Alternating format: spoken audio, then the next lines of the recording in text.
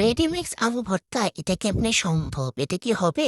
চলো দেখি। প্রথমে আমি প্যাকেটটা কাটলাম। এখন এটার ভিতর থেকে কতগুলা যন্ত্রপাতি বেরিয়েছে, আল্লাহ! এত কিছু লাগে আলু ভর্তা করতে। ফ্রাইড চিলি, ভাজা পেঁয়াজ, এটা কি আলু মনে হয়, আর তেল, আর লবণ, আল্লাহ সবই তো দিয়ে দিছে, আল্লাহ! কিছুই তো লাগবে না আমার। আচ্ছা, এইগুলোও দিচ্ছে। প্রথমে আমি তো ভাবছি আলু থাকবে, এটা থেকে পাউডার। এটাতে আলু ভর্তা কেমন হবে? আচ্ছা, এই প্যাকেটে 250 ml পানি, সরি 150 ml পানি নিলাম। এখন আমি এটা ফুকা করবো। ফুকা করে আস্তে আস্তে এই পানিটা মিক্স করবো। চা চা চা, পানির মধ্যে চা।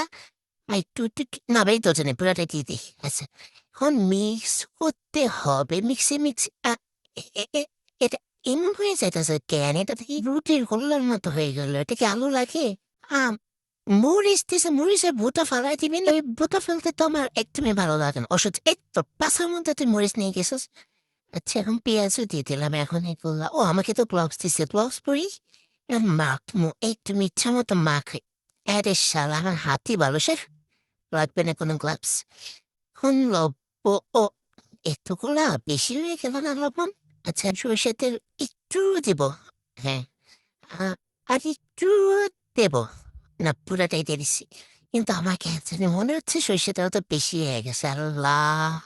আচ্ছা, আলু মিক্স করে ফেলি। দেখতে তো কালারটা সুন্দরই লাগতেছে, গাইস। খায়া দেখি কেমন খাইতেছে, কেমন কেমন লাগলো। তোর এই বাদামের সাথে কেমন কিনছিল?